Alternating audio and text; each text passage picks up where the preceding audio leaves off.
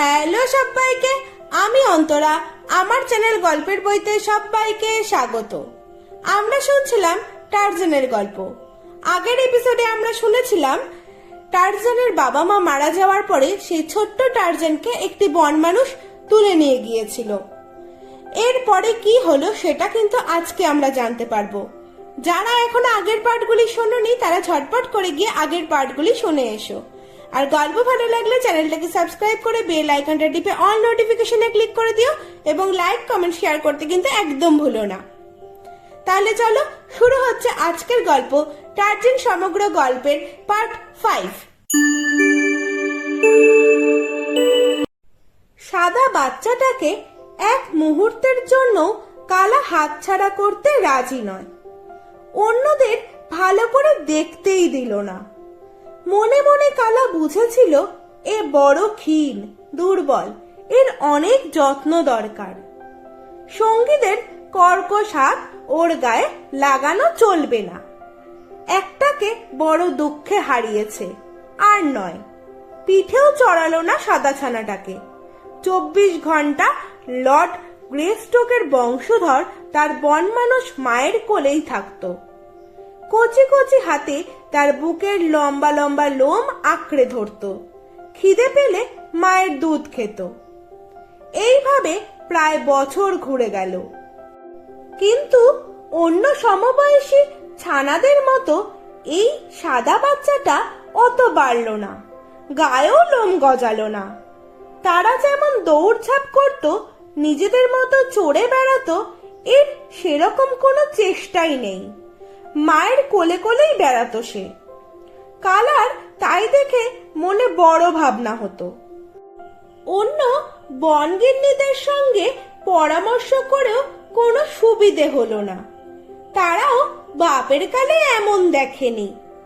Colour স্বামী টুবলাট ভারী বিরক্ত। খালি বলে ওটা বাড়বে টাড়বে না, কোনো জন্মে চলে ফিরে বেড়াতেও পারবে না। তার চেয়ে বরং ঘুমিয়ে পড়লে ওকে লম্বা ঘাসে শুইয়ে রেখে কেটে পড়লেই হয়। তোমার কত চমৎকার চমৎকার দাঁতওয়ালা, গা ভরা লোম, শক্তপোক্ত ছানা হবে দেখো। কতদিন একে কোলে নিয়ে বেড়াবে? কালা রেগে মেগে বলতো, তেমন হলে চিরকাল বেড়াবো। কেরচাকের কাছে নালিশ করেও টুবলাট সুবিধা করতে পারল না। পালের গোদা বলল, থাক না ওর সাদা ছানাকে নিয়ে। বেশি কিছু বললে দল ছেড়ে কালা বাচ্চা নিয়ে চলে যাবে। বাস্তবিক বড় বন মানুষদের সে নিয়মও ছিল। কেউ যদি দলের মধ্যে সুখে থাকতে না পারে, সে ইচ্ছা মতো চলে যেতে পারে। কালার মতো সুন্দর স্বাস্থ্যবতী সদস্যকে হারাতে কেরচাক রাজি ছিল না। কাছেই নিরাপদে থেকে গেল বাচ্চাটা। তার নাম হলো টারজান, তার মানে সাদা চামড়া। ক্রমে সে বাড়তেও লাগলো।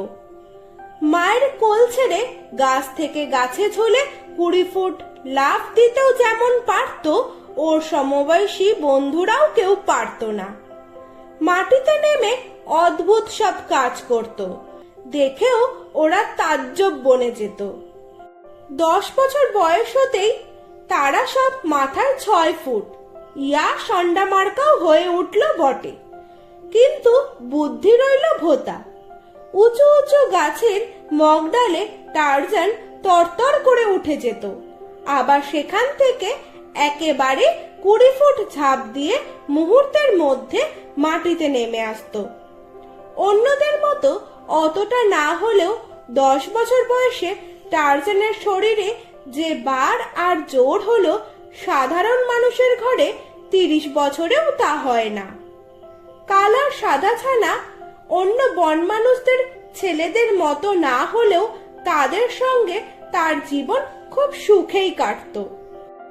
অন্যরকম জীবন যে থাকতে পারে সে সন্দেহ তার মনে কখনো জাগেনি। সে ভাবতো সে কালার ছেলে, কেরচাকের দলের একজন। সেই সন্দেহ প্রথম মনে এলো তার 10 বছর বয়সে পুকুরের জলে নিজের ছায়া দেখে। তাহলে তাহলে আজকের গল্প এইটুকুই। তার নিজের ছায়া দেখে টারজানের কি মনে হলো সেটা আমরা জানতে পারবো পরবর্তী পর্বে। প্রতি সোমবার শনি ঠিক রাত্রি 10টায় আসছি আমি আমার গল্পের সম্ভার নিয়ে। আর গল্প যদি ভালো লাগে তাহলে চ্যানেলটাকে সাবস্ক্রাইব করে বেল আইকন টিপে অল নোটিফিকেশনে ক্লিক করে দিও এবং লাইক কমেন্ট শেয়ার করতে কিন্তু একদম ভুলো না।